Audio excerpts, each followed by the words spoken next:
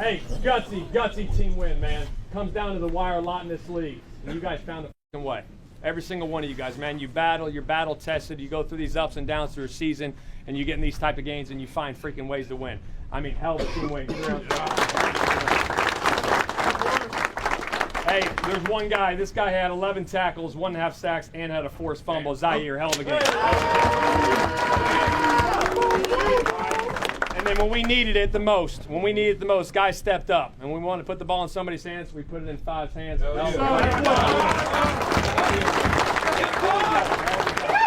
Hey, we're not done, though. We're not done, all right? You guys got the whole week off. All right, but we come back Monday ready to go, man. It's on to Denver. We got a 4-game season. We got to be 1-0 going into Denver. Hey, good game, y'all boys. Way to fight, way to compete all 4 quarters. It was a gutsy one. You know, we had to fight through it, stick through it all the way. You know, JT said whatever it took, you know, we made it happen. Y'all boys be safe throughout the bye week. You know, be smart, take care of your body, and let's just keep it stacking. Yes, sir. Yes, sir. That's my quarterback. Family on me, family on 3. 1, 2, 3. Family. You're listening to the Colts Blue Zone Podcast with Mike Chappell and Dave Griffiths. And here there's Zaire Franklin and Anthony Richardson getting shout-outs from Coach Shane Steichen after the Colts' 25-24 win against the New England Patriots. It puts the Colts at 6-7 on the season and kind of keeps their waning playoff hopes alive. The Colts essentially have a 4-game season left now. They've got games against just one team with a winning record, and that is the Denver Broncos, which is their next opponent. But for now, the Colts get a chance to rest, reflect, try to get stronger here as they hit this stretch run. And let's not make too much of the team that the Colts beat. This was a bad New England Patriots team, so this was a mediocre team beating a bad team, and a bad team that in many ways beat itself. But you know what? You have to take advantage of these things. The Colts have played in so many one-score games, and they've been on the winning end now of more than they've lost just by a game. And, you know, for the most part, New England, when they got down into the red zone, the Colts did stiffen up, although, goodness, the one rush touchdown that they gave away was just so dispiriting. And when you look at the box score of this game, it is really not pretty when you look at the team stats, because New England, if you were to do a blind draw of this box score, this would look like a team just went and took another team behind the woodshed. The Patriots were just slightly better on third down, but they had more first downs. They held the ball longer. They had more yards per play. They had more passing yards. They had better passing efficiency. They had fewer turnovers. They had more rush yards. They had a better average per rush. But the real difference here, even when you look at the blind draw, is in the red zone. The Patriots were 2 of 6 and the Colts 3 of 4. And that was really the difference in the ball game. Every time the Patriots got down into the scoring position, they made something, something went wrong. They had an interception one time, really nice play by Julian Blackmon on that one. They had a lot of penalties. My goodness, how many penalties did the Patriots have where they had a holding penalty or something silly that, took them from really, really close to the goal line that pushed them back, and then they had to settle for a field goal. They missed a field goal before halftime. That was just kind of a gimme. They hit that one. It's a much different second half for the Colts because they would have to muster another score. And then, of course, the Patriots, you can't blame them for trying a 68-yard field goal. You can't blame anyone for just coming up short on a 68-yard field goal. But, you have to question, my goodness, the defense in this game for the Colts. Similar to what we've seen all season, they just let another team just rack up the yardage on them, and it just does get really difficult to watch after a while, to be perfectly honest with the way this Colts team has played on defense. Just the soft zone coverage, the ability for the other team to just, it feels like, can convert on third down at will. And you would think with 12 seconds left in the game that things would be, settled. Nobody's going to get downfield. They've got a couple of timeouts. But, the Colts still left that door open just a little bit by playing such soft coverage there. And I know they're playing the odds and all that and settling for a long field goal. But boy, just made it a little more interesting there at the end than we would probably like to see. But at the end of the day, the Indianapolis Colts won this game. And when you look at that box score again, it's misleading. When you look at Anthony Richardson's numbers, they're not good. They're not. We're looking at, a passing day in which Richardson was 50% and just barely over 100 yards, 109 yards, threw a couple of picks in key situations. But the thing is, as bad as perhaps the numbers look, they don't always tell the whole story when you've got a quarterback like Anthony Richardson, because he ran 9 times for 48 yards, some key conversions on the final drive of the game. And really the key in this one, Richardson threw his second interception at the worst time of the game for the Colts. And then the defense had a 3-and-out. And that gave Indianapolis the ball with with about 5 minutes left in the game. And they needed that 5 minutes and 5:22, I think, is how long that drive lasted. They got the ball back with 5:34 left in the game. And my goodness, this drive, it's not going to be like some legendary football drive that goes down in the annals of history. But for the Colts, for the second time in 3 games, and since his benching, Anthony Richardson came through in the clutch. Now, were there some passes we'd like to have back in this game? You bet there were some passes we'd like to have back earlier in this game, especially the 2 interceptions. But, they still had 17 points at that time. They had put themselves in a position to keep the game close. And really, that's all you can ask. I mean, you can complain about the defense, and I will complain about the defense and some of the soft coverage and some of the things. This was a very bad New England Patriots defense or offense. And that's why, they could do whatever they wanted to do. They could run the ball whenever they wanted to. They could get pass plays whenever they wanted to and get good yardage out of these things. Now, it wasn't an explosive offense, but it was a steady one that continued to move the ball down the field and get into those positions. And if New England converts on one more field goal or turns one of those field goals into touchdowns, we're probably not talking about a 6-7 football team right now. We're talking about a 5-8 one that is really, really starting to be on the outside looking in when it comes to the playoff picture.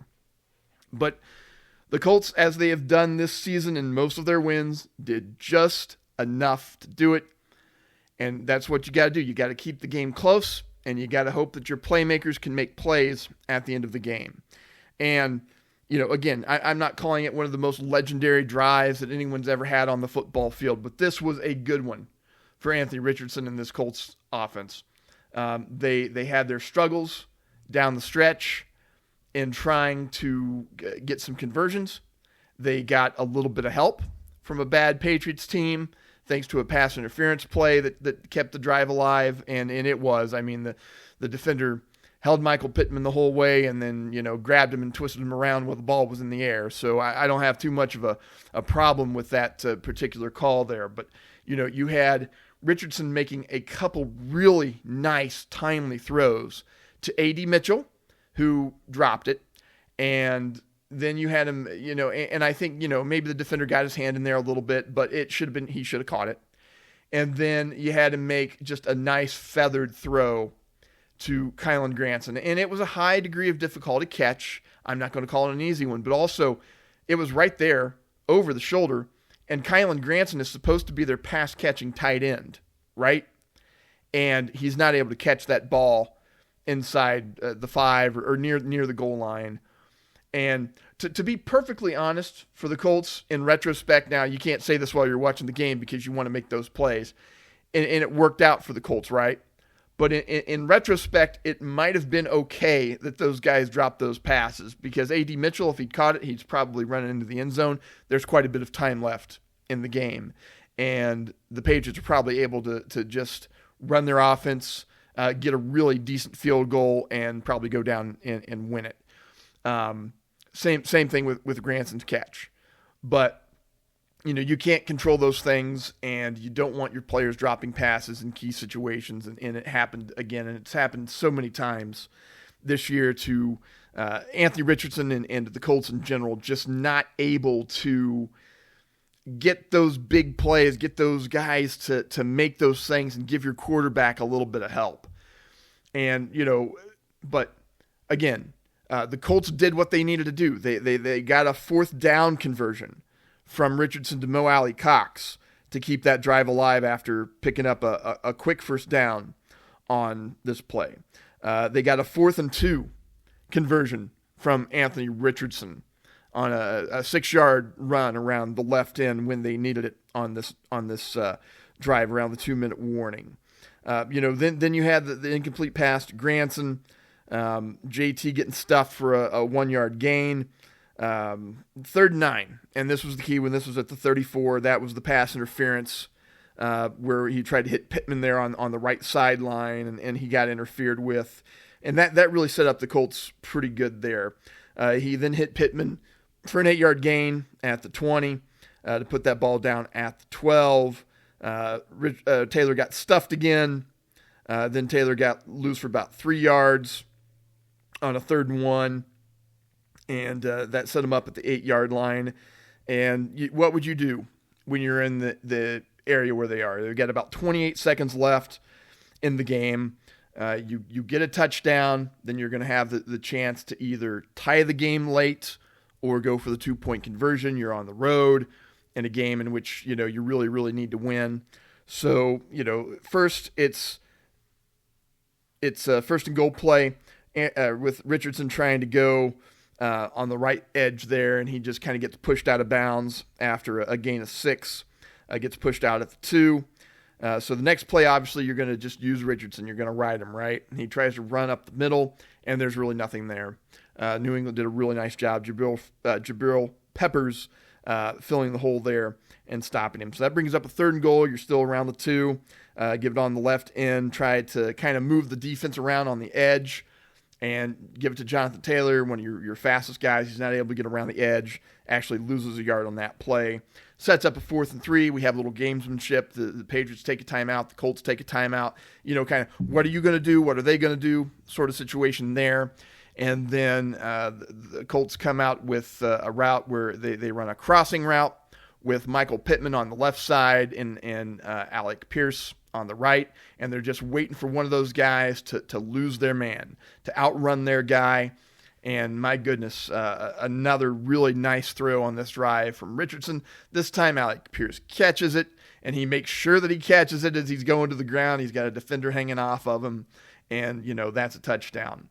And at that point, you've got 12 seconds left in the game, and you're thinking, are we going to stay here and try to, get one more go for the field goal, the point after touchdown with Matt Gay, get the 1 point, or are you going to go for 2? I think Steichen all the way was going to go for 2 points on this one. They knew who they had. They knew what kind of plays they could run. And really this offensive line, it was a reworked unit.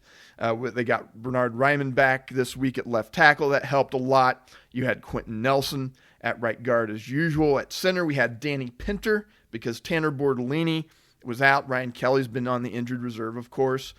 And then, they brought in Mark Glowinski, who had a really nice run with the Colts over a few seasons before he left for the Giants, and then he'd been out of football for a little bit, but he'd still been working out. And they plugged in Glowinski at right tackle, and then Matt Gonzalez, who'd been filling in at left tackle for Ryman, played right guard or right tackle for the Colts with Braden Smith out this week. And, the running efficiency, Taylor's longest run was 9 yards, and Richardson's longest run was, 13, I think. Yeah, 13 yards. So, it wasn't, they never popped the real big one in the run game, but they were able to run the ball effectively for the most part. I know it was sub 4 yards a carry for Taylor, but I mean, look at what they did last week. There was just nothing going on in the running game, and they were able to move the pile, and they had some road graders out there in the run game this week, and it really made a difference because it reminded me a lot of the Jets game. The efficiency was about the same. They ran, in the 20 to 25 carry range for Taylor, and he didn't quite crack 100 yards or anything like that. I think their efficiency against the Jets was a little less than it was here against the Patriots, but it was a very similar type of field where they just kept with the run game and tried to use the timely passing. They hit more pass plays against the Jets than they did against the Patriots, obviously. But, at the same time, this unit did a pretty good job, the offensive line, reworking it. Dalton Tucker obviously wasn't getting the job done there at right guard, so you put in Glowinski. You've got an experienced guy out there, and it made a difference. Now, will it make a difference in 2 weeks? Will it make a difference in the next 4 games? We'll have to see. They're going to get a little bit healthier. They're going to have a chance to get some guys back and, maybe make a run of it. Because, honestly, Michael Pittman Jr. needs the time off. Alec Pierce needs the time off. From what I've read earlier this week, he wasn't walking very well. And so he needs to rest his foot. They didn't have Josh Downs in this game. And, boy, you missed him, right? I missed him. You missed him. Everybody missed him. Anthony Richardson, in particular, missed him because that's your guy, on a third mid-range or a third and long or even a third and short. That's the guy that you're going to be looking for in the passing game. So, again, not the world's greatest football team by any stretch of the imagination, not the world's greatest performance by any stretch of the imagination, but anytime you can get a road win, and make no mistake about it, it's not a good Patriots team, but Gillette Stadium is a tough place to play. The Colts hadn't won there since 2006 when there was a guy named Manning at quarterback. So it's been a long time since the Colts, and they don't play at Foxborough all that much, but the last few times they've gone there, they've gotten crushed. I mean, think of the Sam Ehlinger game from a couple of seasons ago. So to go in, keep the game close, and then give it to your guy and rely on Richardson to get that 2-point conversion. You go up 25 to 24, and you're thinking there's no way that they're going to make a game out of this thing, but New England had all their timeouts. They were smart and deliberate about where they put the football in their last couple of passes, and they were able to, by golly, get within 68-yard get within range for a 68-yard field goal, which would have been I think a record kick, and it was online. It just fell just a little bit short, and so then the Colts were able to pull this one out, win the game, and you're never gonna fret too much about the performance when you go to a tough place to play on the road and you come away with a win, and for the second time in 3 games, and in the 3 games that since you've benched your young quarterback, he has responded. Again, the numbers aren't gaudy. It was 12 for 24 for 109 yards, a couple of touchdown passes, had one to Alec Pierce, also had one to Jonathan Taylor earlier. The 2 interceptions, we'll hear from him a little bit later. He said he was just trying to fit the ball in. I thought he could get it there, and it was a miscalculation. But, at least, he understood that. But again, no sacks from this unit, and it did look like in many parts of the game, he was able to just kind of settle in the pocket there, and there were other times, the Patriots got some pressure on him and that sort of thing, but Richardson looked pretty comfortable this week, I thought. You want more efficiency from the passing game, you want more explosive plays, and you don't want the turnovers. But you know what? He didn't have a fumble, and he didn't get sacked. So this is the second week in a row that he didn't get sacked. And he fumbled last week, but he didn't lose it. And so no fumble this week either. But got to cut down on those interceptions. But I will say that the defense stiffened up on the drive before they got the game winner and managed to force a punt. And that was big because they didn't let the Patriots hold the ball forever, which gave them plenty of time. And they kind of ran that 4-minute, or you call it the 5.5 minute offense for the Colts as they went down and got the win. So let's hear from Coach Shane Steichen. Starting off, just a great team win. Found a way there in the fourth quarter to get it done. It was some back and forth the entire game, but our guys offensively right there at the end, obviously Anthony getting in for the 2-point, Alec making a play there at the end. Some fourth down conversions that were huge during the game. I think we were 3 for 3 there, which was big. So good team win. What was your decision making on the 2-point conversion? It was one of those deals inside, 30 seconds. Felt good about the call. Obviously got to feel good about the call, but go for the win right there in that situation. If there was obviously like a lot more time, maybe over 2 minutes or something, maybe take the field goal and go from there. But felt good about the call there with that time on the clock. What did you like about the call? Put it in Five's hands to go get it. Now it was a zone read to where it might have went to JT around the edge, but he was a reading guy, and boom, he kept it up in the middle. Had Quentin pulling around there for him, so it was good. Randy, it's his second time in 3 weeks he's done one of these. I mean, what has he shown you just in his growth? It's huge growth. Anytime you got a young player that can lead your team down, to a touchdown, game-winning touchdown in this league. It comes down to a lot of those in this league, and that's huge growth. It's huge growth. It's huge confidence for him. It's huge confidence for our team that he can get those things done. Fourth down situations, got to have it. Put the ball in his hands again on some outside zone stuff. Just a phenomenal effort by him today. You said to do it after a couple interceptions, not his best day, a frustrating offensive day overall. What does that say to you in terms of the context? Just great resilience. I think, the first interception he had, it was a hell of a play by the guy. The guy jumped up and tipped it. And then the next one, the guy just undercut the route. You know what I mean? So you learn from those. Shoot, like I said, it wasn't like dramatic, you know what I mean? I'm not even concerned about that whatsoever. I thought he played his tail off. He really did. There's no doubt. I mean, I think it shows the resiliency that he has, even through some of those situations. Like you said, 19-play drive. Holy smokes, that's big time to go down there and score with little to no time on the clock to get the victory. What did you see on the completion of Bo that kind of sparked out? Yeah, it was huge. It was a scramble play. It ended up being a scramble play on that one. We were trying to catch man-to-man. They kind of zoned some things off, but again, got to have a situation. He created, hit Mo for the big one there to get the first down. Shane, when the quarterback is kind of competitor, Anthony is just physically, particularly in key moments, what does it do for that locker room? I think it's huge. It kind of sends a message to everyone. You know what I mean? The toughness, the resilience that he's playing with has been phenomenal. So we got to keep that thing going. We got a 4-game season coming up. We got a bye coming up, get some rest, give those guys some time off, and then come back ready to roll for Denver. You said you felt good about the call. Did you kind of earlier in the season envision eventually you'd have an opportunity to go for 2, and that was kind of the play that you used, that key? No, that was the play that was designed for that week. You know what I mean? You kind of go off what defenses are doing schematically, and then you have your 2-point calls for that week. You're from like a down and distance that was pretty similar to the 2-point conversion on those 3 plays prior to it. I mean, you had to have quite a few play calls for that area to be able to still have one you're comfortable with? Yeah, the first one we ran, I believe, was a play we scored on earlier with Anthony. And then we came back with another one, just the outside one to JT, and then obviously had to have it there with the 4th down.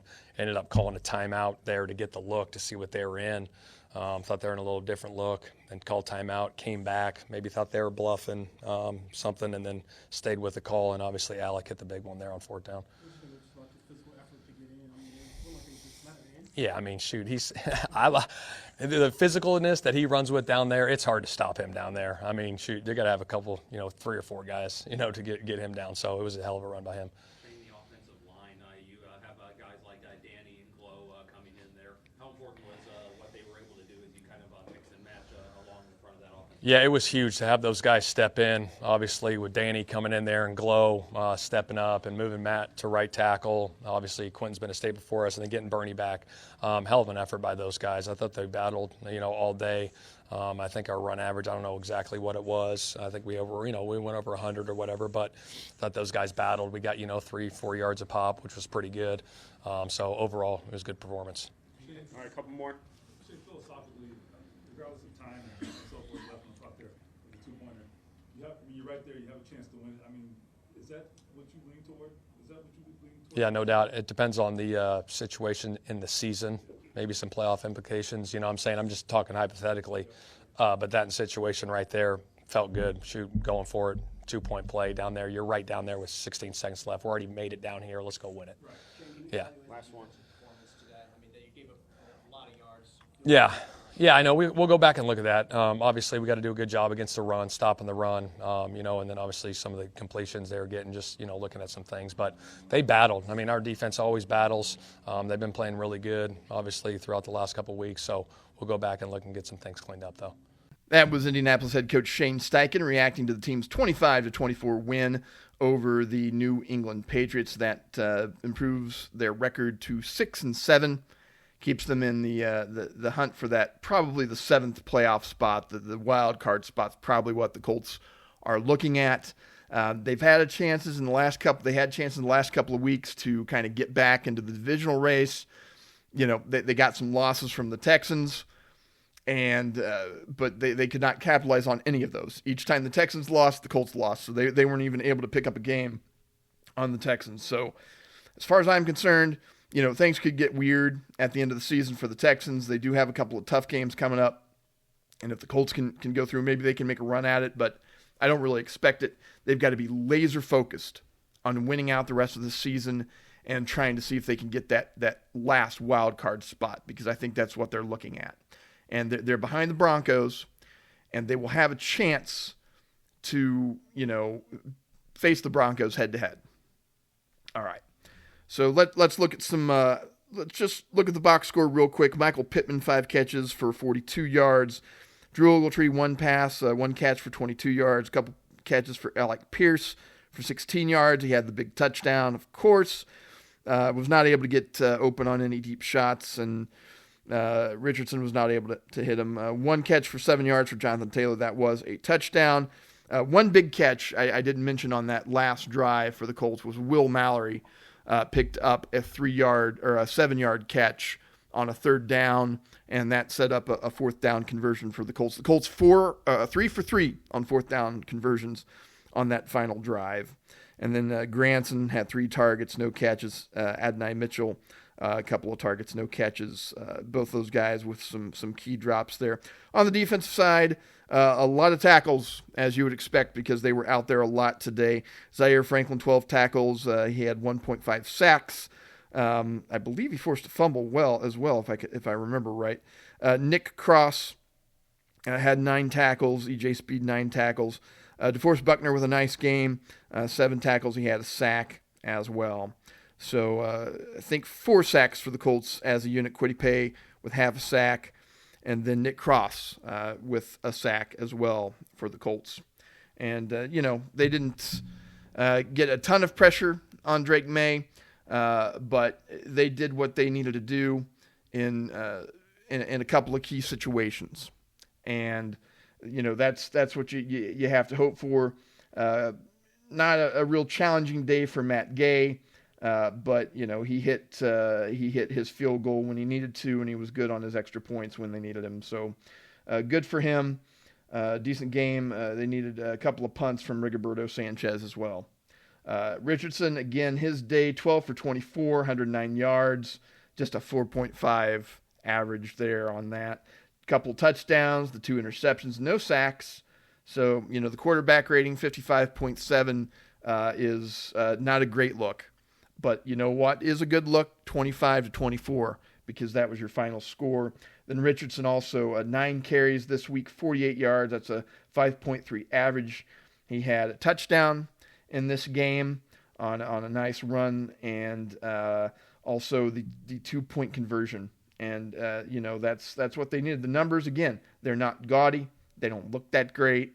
They're actually kind of ugly if you look through the numbers, but again, it is the end result of the game, and that is that you score more points than the other guy. And the Colts did that. They showed some real moxie on that last drive. And then, what I thought was great was not only did they go down the field and score when they needed to, but Shane Steichen said, you know what, guys, go and win the game. And they did. And then it was just sort of you just kind of gnashed your teeth, hoping that the Colts would not give the Patriots, allow them to get the field goal range with 12 seconds left in the game, mind you. That's one I kept debating thinking about it. Should they kick it deep, out of the end zone, or should they let them return it? And, you kick it deep at the back of the end zone, then there's no chance that there's a return. On the other hand, if you let them return the ball and you cover it, then you will have forced them to take 4 or 5 seconds off the clock, and that would have done it. But then they'd also had a couple of nice returns on some punts and such, and you didn't have Ashton Doolin out there working in special teams. So I don't know if that went into the thought process as well. But, I didn't want to allow them too much time. It almost felt like they allowed them too much time just with the 12 seconds, just with the kind of soft coverage that Indianapolis ended up playing there. And 68-yard field goal, gave it a shot, didn't get it. So, and you go home with the win. And that's exactly what the Indianapolis Colts needed. Let's hear from quarterback Anthony Richardson. Oh, man, whatever it takes, man. Whatever it takes. That 2-point conversion, I mean, it took a second effort, right, for you to get in there. I felt like you probably wouldn't be denied. Just can you tell us, like, your attitude going in there? It was a two-way option on that. I know Shane called that play for a certain reason. I was reading the outside guys on it, but once I looked in the middle, I just decided I was going to take it and just put it in my hands and try to make a decision right there and try to make it work, and we made it happen. The play before that to get the touchdown, just can you kind of walk through what you saw, what made that play work? We was repping that play throughout practice. Man-to-man looks right there. We got fast guys that can run away from defenders. And, I just trusted AP and Pitt to get across the field, and I was just waiting for one of those guys to pop open, and I threw it to AP. To have a guy like Alec, what does he do for you in your game? He just gives me a chance, to get the ball out of my hand. He's a deep threat. He has the speed to get the ball. He also told me before the game that every time he wears, painted cleats, he scores a touchdown. So it was pretty cool to see him score a touchdown. 19 plays on that last drive. How did you stay patient and poised, even though you had a couple opportunities that just didn't go your way? Man, just play football one play at a time. Although some of those plays didn't go the way we planned, it's all good. You got to stick with it, each play, because, we had a play to work on, each and every moment, so just stick with it. What do you think your role is as a quarterback in facing fourth down after fourth down, 19 plays throughout that final drive to kind of keep everyone else on the same page there, too? Just keep all the guys rallied up and just make it work, despite any of the, down and distances. Just try to make it work, keep the guys rallied and just fight. I feel like you're growing in these moments a little bit where, the experience 2 weeks ago, did that help you maybe stay calm and stay patient and stay ready for a moment like this? I believe so. I think it just allows me to just play confident, play free and just play fast. Trust my teammates, trust the coaches, trust the process, and just go out there and play. Do you have to embrace situations like this, like want the ball in your hands? In this Yeah, no doubt. Whenever there's a situation like that, I would like the ball in my hands because I feel like I can make a play. But it's up to coach. It's not really up to me to make a decision at some point. So if he does believe that I can make a play and make a change, I'll do it. And if not, somebody else has to do it. When did you know that he was going to go for 2? I think right before he even told us. I was just trying to make sure we just got the points on the board, honestly. When he told us we were going for 2, I'm like, okay, it's a chance to win it. So we had to fight and make it work. Is that what you mean as a player? Obviously, it's kind of going fast. You're probably not thinking about it. Is that what you want? Do you want a chance to go for the win? Yeah, always. You want to win. It's hard to get wins in this league. That's a pretty good team over there. They fought, they battled throughout the whole game. We did as well, and one of us had to win today. Did you decide during the week, or was it today to bring back the 360 spike? No, I've been thinking about it all year. I've been telling my teammates I was going to do it for them. I was telling some of my family as well. So it kind of took me a second to process, that I was going to do it, but I made it happen. Anthony, with a couple backup offensive linemen in there, what do you think about their performance? They did a great job. I don't think they allowed a sack today. So shout out to those guys, man. Yeah, what's the emotion, I guess? Obviously you have to win the game, but just walking up the field, what's the joy like to know that you still in this thing as far as the season goes after that win? I don't know, honestly. We're not even thinking about, the long run, honestly, right now. We're just trying to take it one game at a time. Because earlier in the season, that was our thought process, win every game. But, we know that now we just got to focus on the moment, focus on the present right now, and just focus on each and every game. So right now we're trying to get healthy throughout this bye week and, just stack it up. Did you know on that drive that you guys were going to go for 2 if you had scored? Yeah and no. I really just left it up to Shane, honestly. If he felt comfortable with us, going for 2 and getting a dub, I was rocking with it. If he felt comfortable enough for Matt to go kick the field goal, I was rocking with it. I feel like we just had a chance the whole game. So what he says, we're keeping you guys out there, whatever, what does that do for you inside? It builds a little bit of confidence. Just lets us know that he trusts us as an offense to go out there and make a play. And just put ourselves on the line and just go get a dub. Anthony, how important is it to get this win going into a bye week for you guys to come back, have that drive, and then go get the win, and now you get a little bit of time to kind of recover and get ready for those final 4 games of the season? This is good for our morale, honestly. There's a bunch of excitement in the locker room right now. But, we're looking forward to this bye week. Some guys need it, need to rest up their bodies. Some guys need to go see their family. So we're just taking it one day at a time and just looking forward to this next game. The 4th down, the Marley talks, how big was that, and what does he mean to you? Oh, man, Shane was in my ear telling me, it's got to have it right here. You got to make it work, find a way. And luckily, I looked down the field, his big self was just right there in my face. And I'm like, all right, bet, I got to get him the ball right here. So I'm glad he was able to catch that. Yeah, facts. How tough was it on those? You had a couple of deep balls there that you really put where guys could get it and they didn't come up with it. How tough is it to bounce back from those? In the moment, you may think that it's tough, but you got another play after that to make it work. I don't throw a great pass every chance. There's definitely a few passes that I missed out there today. But it is what it is. Our guys know that they're supposed to catch the ball in that moment, and I'm pretty sure they're being hard on themselves right now. So, yes, it's up to me to let them know that they got to catch the ball, but I'm pretty sure they're beating themselves up already. So I got to be that piece for them. Two interceptions, and then also, I guess, just the mindset to keep playing. The first one, they had a pretty good zone coverage right there. The end dropped right into it. I saw him, but I felt like I was able to, rip it in there, and he got his hand up on it. The second one, man-to-man routes, crosser routes right there. I tried to fit it in there to AP, but the DB was able to, cut underneath it. So I just got to find a way to throw better passes. You don't always have the opportunity to redeem yourself, when you do make a mistake, which you did today. Just how validating is it to have that opportunity and then to make good on it? No, it's just a lot of love for our defense. I threw the interception, and they went out there, I think it was like 35 seconds. They got the ball back to us really quick. It just gave us a chance to go out there and win again. So I definitely appreciate our defense and appreciate the offense for sticking with me. You've been through a lot this season. How do you think you've changed? I don't think I've changed much. I've honestly just been myself throughout the whole process, but I think I've been able to relax and stay calm a little bit more, and just take it day by day. That was quarterback Anthony Richardson talking about the Colts and, just kind of getting the team down there, trying to pick everybody up, going in and winning. The 2-point conversion play was a read option where he could have handed the ball off to Taylor and he could have gone around the right side, or he could have pulled the ball back and run up the middle, and he was able to find that room behind the offensive line and get in there. So again, props to the Colts. Improves them to 6-7 on the season, and now they get to lick their wounds, try to gear up for a big run at the end of the season here. It's going to come down to the wire. We all know that, and if they can eke out a few more wins, then they might have a shot at getting into the playoffs. It's just going to really depend on how they can do. They really need to win against Denver in a couple of weeks. That'll be their next game. They're on the bye week next week, so we'll talk about. We won't have a game to preview this week for the Colts, but we'll talk about the offensive line.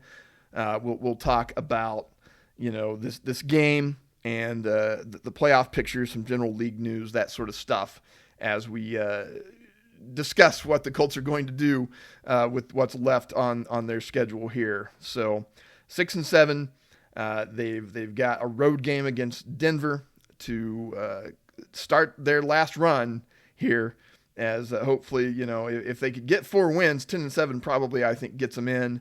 But with the consistency that we've seen from this team, you just never know. I didn't think they would give up 24 points to the Patriots. They've been a team that has had trouble scoring, had trouble moving the ball, and yet here they are, just over 400 yards of total offense against the Colts. And that's why the NFL is so great. You just never know from week to week. You can look at all the rankings, and you can look at the matchups, and you can say, this team's better at this than this team, and this team's better than this and this team. And then you go and, sometimes you get a 39-38 game like we saw with the Cleveland Browns and the Colts last season. So you just never know. But so that'll wrap it up for this edition of the Colts Blue Zone podcast. This has been a game recap. I'm Matt Adams. Thanks for listening.